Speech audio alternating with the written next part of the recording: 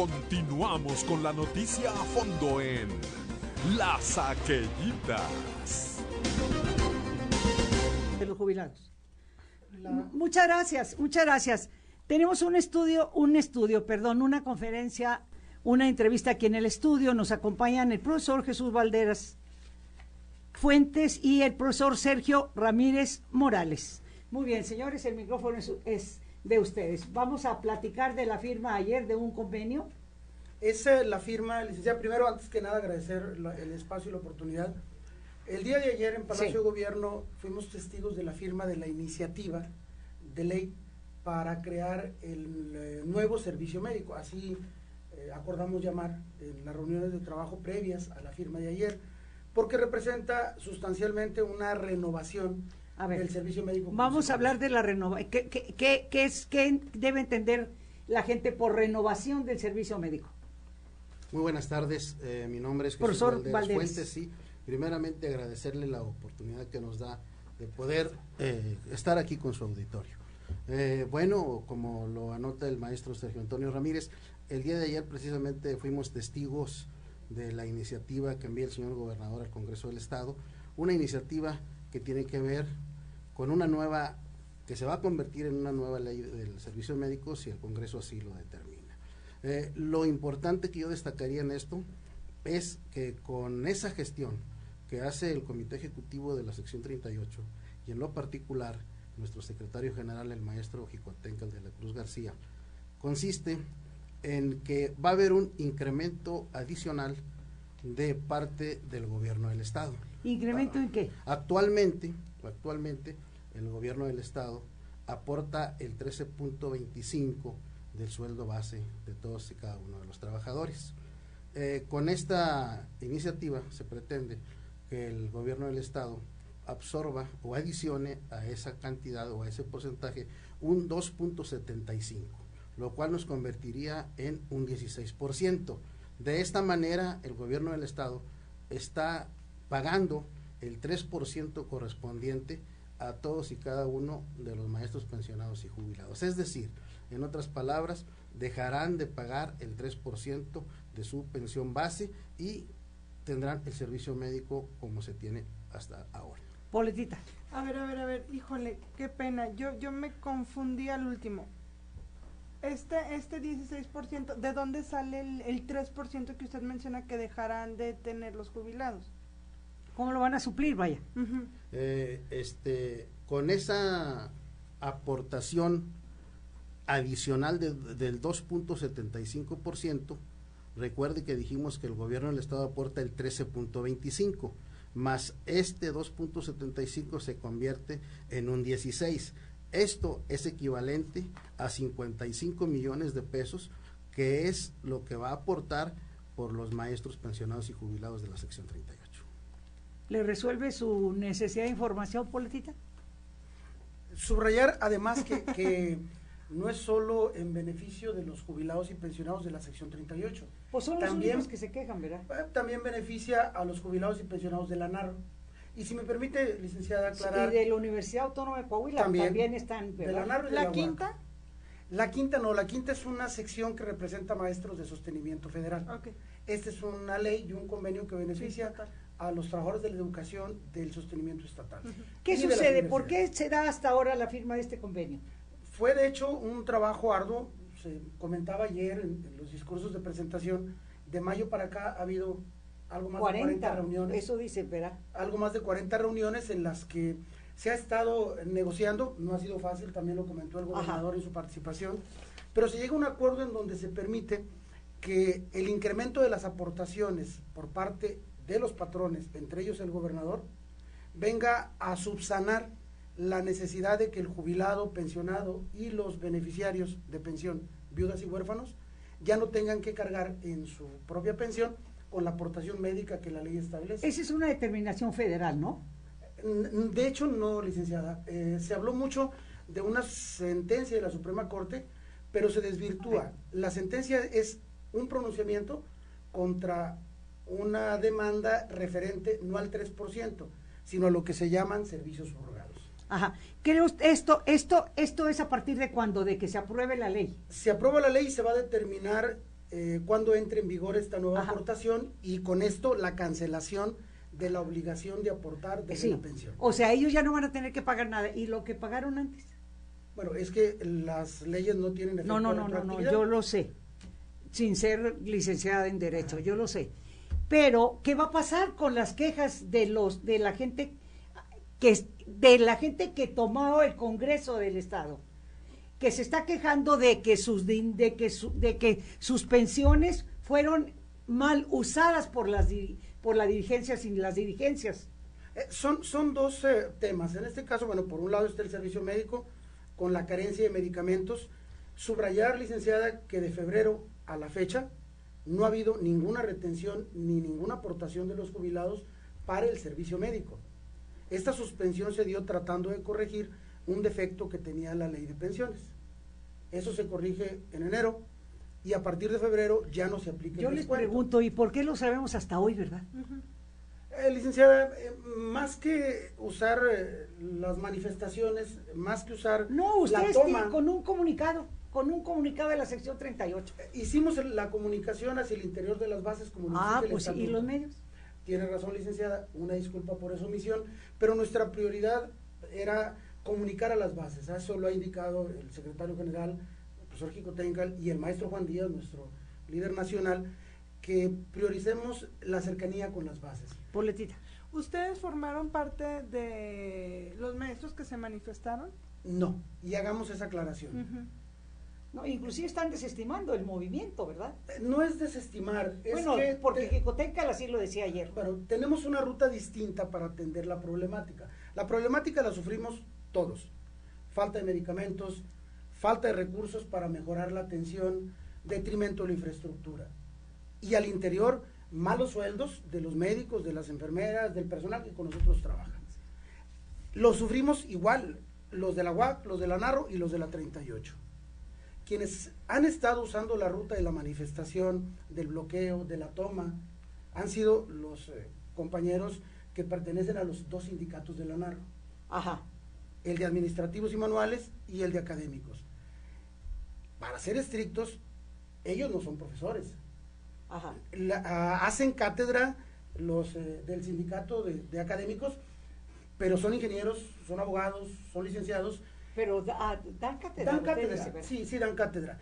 Pero estrictamente hablando, los profesores, los normalistas, los agremiados a la sección 38, nunca abandonaron el trabajo, nunca dejaron las aulas, nunca bloquearon, siempre manifestaron la confianza en el comité que dirige el profesor. Dice que son los académicos y los manuales. Son dos sindicatos los que tiene la Narro, el de académicos y el de administrativos y manuales. No digo que todos, pero esa era la presencia que ellos tenían. Con miembros jubilados de los dos sindicatos. No son profesores, pero también pagaron cuotas, ¿verdad? Ah, sí, evidentemente. Aunque aquí también hay una discusión. El porcentaje patronal del 13.25 lo pagan UAC, Narro y 38, Gobierno del Estado, como patrones. El 3% lo pagan los trabajadores de la UAC, de la Narro y de la 38. Sí. La diferencia es que en la Narro, ese 13.25 y ese 3% se paga sobre un concepto menos que los otros.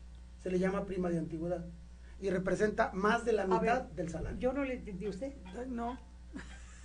A ver.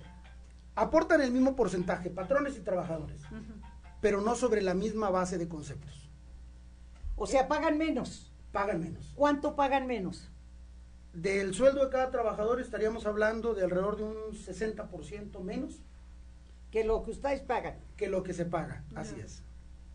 Y esta es una discusión histórica, tiene muchos años, en donde incluso ha habido requerimientos oficiales, formales, e incluso ante la reforma en el 2016 que señala la obligación igual, el rector de la Narro presentó una demanda de amparo contra esta medida que dictaba la ley de 2016. Oiga, cuéntenos, ¿esto será el final feliz de la historia? Sí, esa era mi duda. Cuando yo le preguntaba si ustedes se habían manifestado, no fueron parte del grupo que se manifestó, sin embargo, están en conjunto todos luchando por las mismas demandas, aunque de forma distinta. Entonces, ¿sería así? Usted lo describió perfectamente. ¿Es eso? Okay. Así es. Tenemos una ruta distinta para atender las necesidades y las problemáticas que sufrimos todos. La de nosotros es la negociación, es el diálogo, es la confianza en las instituciones. Pero entonces hay una conformidad de parte también de quienes se manifestaron. ¿Están conformes con lo que se ha negociado? No sé, habría que ver cuál es la reacción de ellos, pero si atienden. O sea, ustedes no participaron en las pláticas, en alguna de esas 40, casi 40 pláticas. Sí, nosotros participamos. ¿Y no los vieron ahí? No, ellos no estuvieron en esas pláticas. O sea, no los convocaron. Sí tuvieron otra serie de espacios en el Congreso del Estado, presentaron, por lo que entiendo, una iniciativa que le llamaron ciudadana, y nosotros construimos con el Ejecutivo, con su gabinete, con su equipo de trabajo, esta iniciativa que se firmó el día de ayer. Profesor, bueno, entonces, no hay final feliz todavía para los manifestantes. Para los manifestantes no sé, eso habría que preguntarlo a ellos, no sé si vayan a quedar conformes. Y si ellos continúan en una inconformidad, ¿qué pasa con lo que ya se logró? Pues mire, para empezar le voy a contestar yo, porque a mí me parece lo interesante de esto es que se están manifestando y desde febrero no pagan cuotas los jubilados. Una. Y de los de la Narro que se manifiestan, pagan menos que lo que están pagando el resto. El resto. ¿Así es? Es correcto. Lo interpretó perfectamente bien. El tema para nosotros es que esto viene a coadyuvar a que el servicio médico mantenga la ruta de mejora constante. Sería mentira decirlo que cuando se apruebe la ley se resolvió el servicio médico. No es cierto. ¿Eso va a ser paulatino o qué nos quiere decir? Sí, es paulatino, pero además hay un problema de desequilibrio entre activos y jubilados. Hay más trabajadores jubilados pues sí, claro, que activos. Miren, debería haber 6 activos para poder sostener solidariamente a un jubilado en un modelo como el de nosotros. Así se sostiene. 6 activos para sostener a un jubilado. ¿Y cómo está? 1.6 activos por cada jubilado. No, bueno.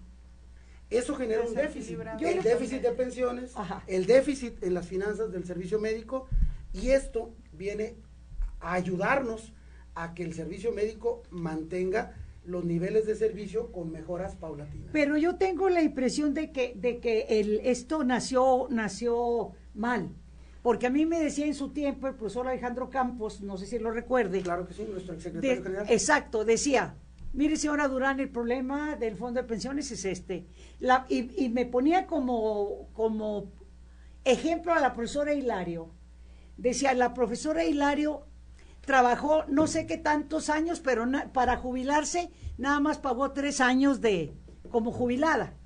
Y se murió creo que a los 90, ¿verdad? Así es. Entonces, desde que se jubiló hasta que murió, le tuvieron que estar pagando su jubilación. Y solo cotizó 3 años. Y en ese caso, ¿cuántos hay? En el caso, bueno, tenemos compañeros con una sobrevida promedio de 20 años de jubilados. Hay compañeros que incluso ya cumplieron 30 años de jubilados. Eso hay que establecer una medalla, ¿verdad? Sí, de hecho pedían, en alguna anécdota con el maestro de la Cruz en la región norte, en Allende específicamente, un maestro, no por mofa, sino porque sí creía él efectivamente, que merecía una segunda jubilación. Es decir, voy a cumplir 30 años, profesor, de jubilado, ¿me va a dar otra pensión? ¿Una pensión sobre la pensión? Y evidentemente es desinformación de los compañeros. Claro. No es raro que los sistemas mundiales... no, todos están quebrados por esto. Todos están quebrados por la situación de la sobrevida. Porque aumentó la expectativa de vida. Y en el caso de nosotros, además, se redujo drásticamente la proporción entre activos y jubilados. La entrada de la reforma educativa que amenazaba con que malos resultados en el examen podían provocar el despido, hicieron que compañeros que seguían trabajando a los 30, 35 se jubilaran. Mientras hubo dinero, ¿verdad? Porque ahorita yo sé que hay profesores que no se pueden jubilar porque no hay recursos. Hasta ahorita no se ha detenido la jubilación de nadie, licenciada. Ajá. Ni en la UAC, ni en la NARO, ni en la 38. El que ha querido jubilarse, se le ha jubilado y se le ha cubierto, gracias también a la generosidad del señor gobernador, que ha sido sensible y solidario con el tema de nosotros. ¿Cuánto dice que representa el apoyo del gobierno? Es variable, pero promedia 50 millones de pesos al mes. Boletita porque ya se van nuestros amigos. No, hombre, no, pues queda clarísimo. Digo, no es un tema así como que súper sencillo, No es un tema súper sencillo, lo han explicado muy bien. Y yo creo que llevar a nuestro mensaje a su líder, ¿no, señora? Para que venga y se siente aquí con nosotros y platicarlo, porque nos encantaría.